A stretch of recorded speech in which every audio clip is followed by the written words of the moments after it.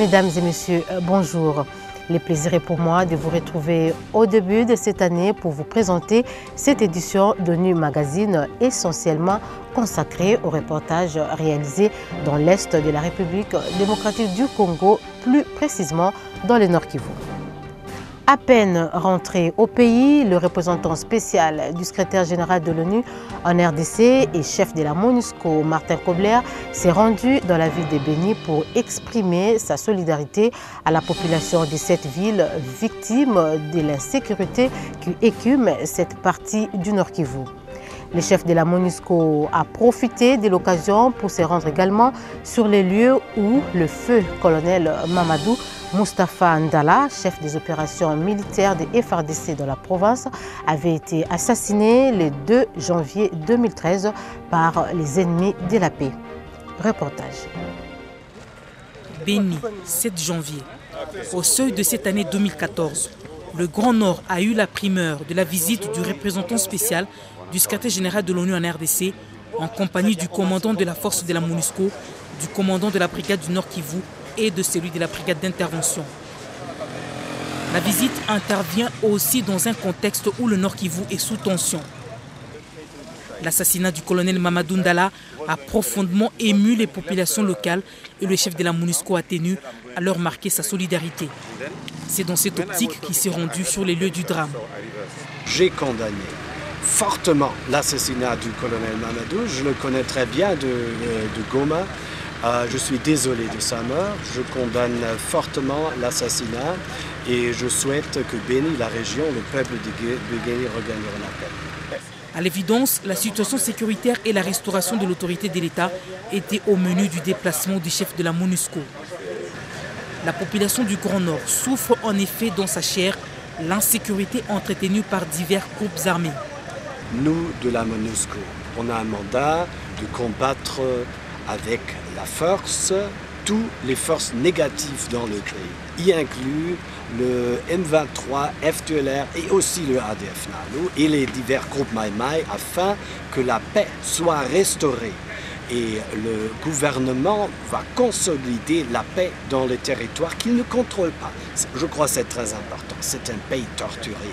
Et le peuple congolais veut regagner conjointement avec le FARDC, qui est soutenu par la MONUSCO et par la force, regagner la paix.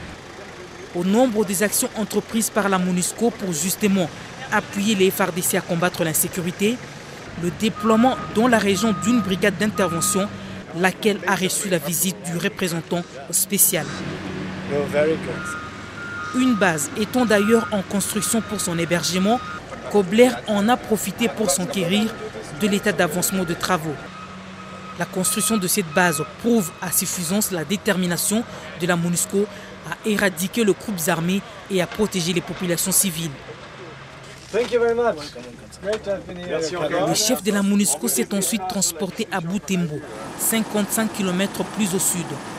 Cette autre partie du territoire de Béni subit malgré elle la loi des groupes armés. Le représentant spécial a sur place rencontré le personnel de la MONUSCO puis l'administrateur local. Comme il fallait s'y attendre, la situation sécuritaire était au centre des entretiens.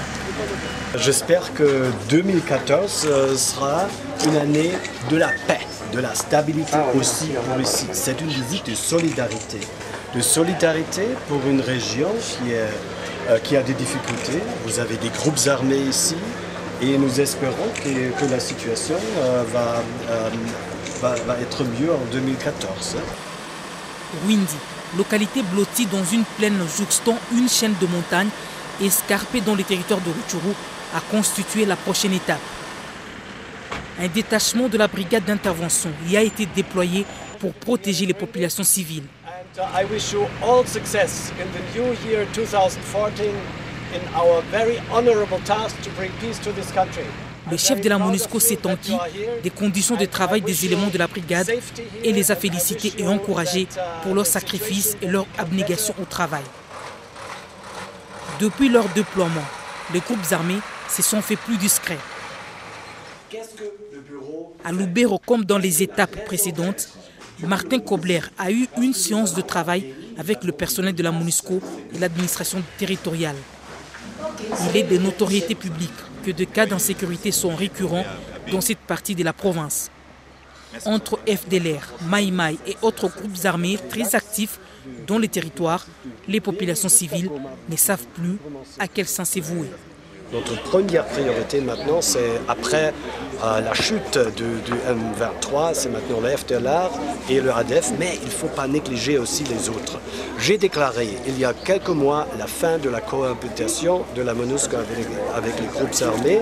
Et on va aussi à 2014 essayer conjointement avec le FRDC de combattre les autres et de désarmer les autres forces négatives dans la région. Autre chose à présent, toujours au Nord Kivu, la MONUSCO a volé au secours des ex-combattants et leurs dépendants regroupés au centre de transit de Bweremana à 55 km au nord-ouest de la ville de Goma. Ces ex-combattants proviennent de plusieurs groupes armés qui sévissent dans cette province. Au total, 1000 matelas, 2000 couvertures et 7 jours de rations alimentaires leur ont été remis. Suivant les temps forts de cette assistance de la MONUSCO au programme désarmement, démobilisation et réinsertion DDR en sigle, un programme du gouvernement congolais. Retour en images. 55 km au sud-ouest de Goma, dans le territoire de Massissi.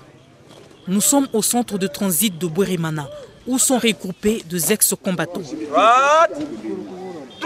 En provenance de divers groupes armés, ils sont à l'école d'une nouvelle vie. Nous les occupons avec le REI, qui est le règlement d'exécution d'exercice d'une infanterie. Bon, on fait du sport avec la population pour la cohabitation avec elle. Après tout, il y a quelques règlements militaires qu'on est en train de recycler avec. Il y a les gens des droits de l'homme qui arrivent ici, les occuper. Il y a des religieux qui arrivent aussi les occuper avec les prédications.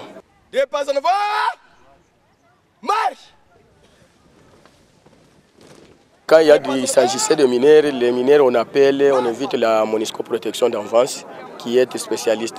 C'est ce qu'on a toujours fait quand il y a une troupe qui arrive, on les appelle, ils viennent, ils sont spécialistes et ils trient des enfants soldats. Les ex-combattants suivent une formation militaire initiale. Après quoi, ceux qui aspirent à avoir une carrière militaire seront versés dans l'armée et ceux qui souhaitent retourner à la vie civile seront démobilisés et réintégrés dans la société. Cependant, l'arrivée de ces ex-combattants avec leurs dépendants a entraîné un accroissement subi de la population. Des problèmes avec des villageois n'ont pas manqué de faire jour. Sur les problèmes, ce qui concerne les champs, vous savez, ils sont combattants. Ils sont différents des FRDC. Un combattant, il peut aller voler. Mais le regroupement de ce jour trouve une autre explication. L'arrivée en provenance de Goma de ces véhicules de la MONUSCO.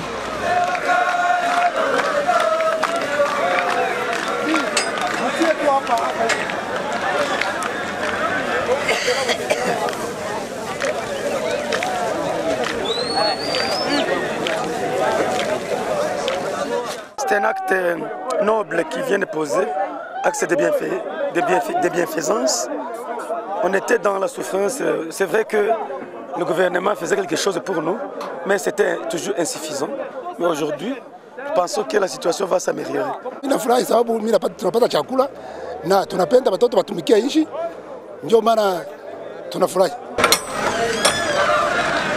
5 camions chargés de vivres et de non-vivres dont la destination est justement le centre de transit. C'est un appui de la MONUSCO au programme gouvernemental du DDR, désarmement, démobilisation et réintégration.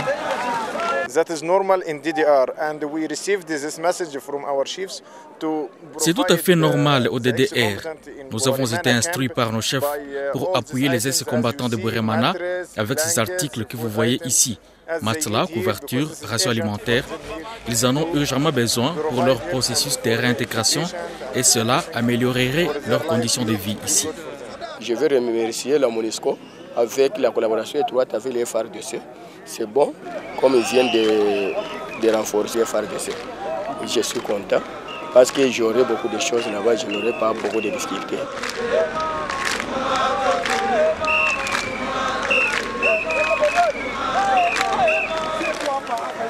« 1000 matelas, 2000 couvertures ainsi que 7 jours de rations alimentaires pour 5300 troupes ont été déchargées. Nous appuyons 14 centres au Nord Kivu, en vivre et non vivre. Et le DDR fait un grand travail ici. Le centre de transit de Bweremana compte à ce jour 2482 ex-combattants et 2956 dépendants.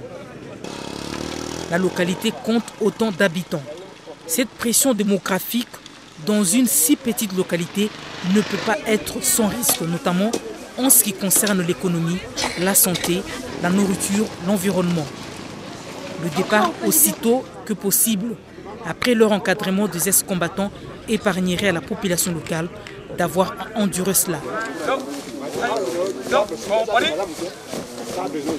C'est par ici que nous mettons un point final à cette édition d'ONU Magazine. En attendant de retrouver son format normal la semaine prochaine, je vous dis au revoir et à très bientôt.